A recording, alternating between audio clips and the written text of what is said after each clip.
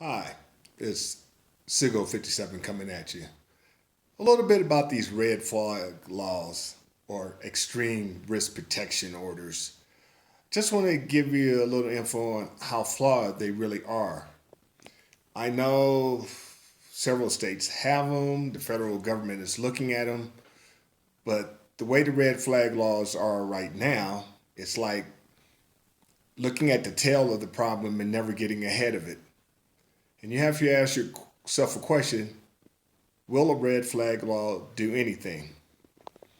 We're talking about if we deem someone to be a risk to themselves or they might harm someone else, we're just going to go remove their guns, a tool. So we're going to remove one tool from an individual, but there are other tools out there that you could do harm to oneself or to others. But the red flag laws are not there to address other tools that a person might use. That's the flaw in it.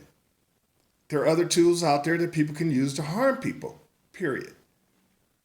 But let's look at the authorities are coming to confiscate your firearms. Can they be assured that they get every one of your firearms when they come to your house? That's a flaw. For example, you have a home in two states. You have firearms in both states. But they're only going to come and get the firearms at your one house. So you still have access to firearms. And I know the law says you're not supposed to have access to firearms. But if you plan on breaking the law anyway, becoming a criminal, you're not going to care about you're not supposed to have access to firearms. You just go to your other home in another state, pick up your firearms, and do whatever you're going to do.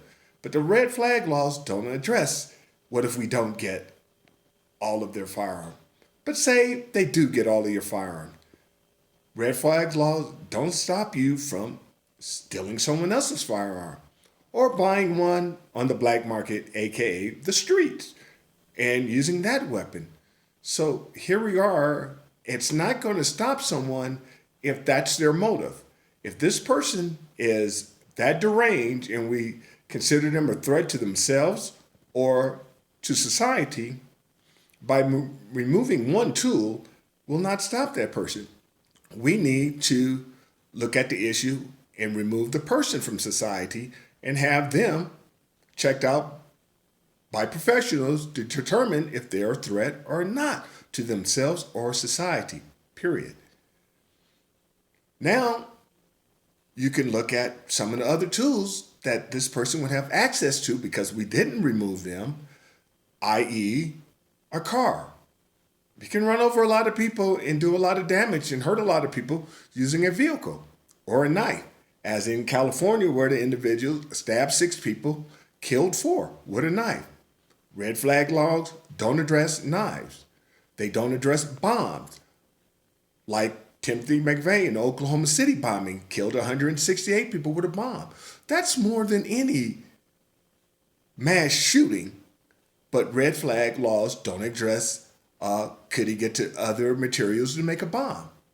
There are so many tools out there that one can use to injure themselves or other people. But I guess if the red flag law is there to limit his ability to be able to harm someone by shooting them, it may or may not work. That's if you can assure that this person will never come in contact with a firearm, period. I mean, we're looking at red flag laws as being the end all. We're saying that if we can get the guns away from people, we can stop mass shooting. The problem is, it's not the tool that is a problem, it's the individual. If we don't stop individuals from doing these horrific crimes, laws are not going to stop anything. You can keep putting more laws out there to restrict gun assets, but a criminal will always do what they want. That's why they're criminals. And a law is not going to stop someone if that's what they choose to do. Excuse me, there is a message. So if we really want to look at a good red flag law, it needs to address the individual, removing them from society and having them evaluated. I know politicians and the media and people out there want to have their feel good laws that if we just get the guns out of there, everything will stop. But if you look at the major cities like, or states like California, Illinois, New York, Washington, D.C., they have all these gun control laws out there. Still, they have issues with murder. And you got to remember, murder is against the law, so people still murder people. So what do you think they're going to care about a red flag law? They're going to still do what they want. So we must find a way to stop the individual. And when you can figure that one out, you got a good law. But to put laws out there that are just a band-aid approach to make people feel good, it's not the right way to go. And we have this tendency to pick on the AR-15. You got to remember, the AR-15 was designed for civilian use first, then the military adapted it. And I was in the military, and I wouldn't take a regular AR-15 into combat, like people want to say. And we forget, there are other firearms out there more deadlier than the AR-15. But yet, we pick on that because people don't know. The media blows it up, politician blows it up, that the AR-15 is such a deadly weapon and we don't need it in civilian hand because it has no practical use. It has a practical use if you use it correctly. It's a good pig hunting gun in Texas and those type places. It's a good coyote gun. That's what I use mine for. But people who don't use an AR-15 for other things or think it's only meant for one thing, killing people. I got news for you people. There's not a gun out there that cannot kill a person. Whether it's a 22 up to a 50 cal, they all are capable of killing people. So let's stop saying that it's just the AR-15. And another thing, the 10-round magazine. Limiting your ability to have only 10 rounds. That's kind of a moot point too. Because what the politicians and everyone is saying, it's okay to shoot 10 people before you have to reload. In most cases, you're not going to get away from someone if they're reloading a semi-automatic because it's very fast. But we're okay with you shooting 10 people. And that's what the red flag laws are basically saying.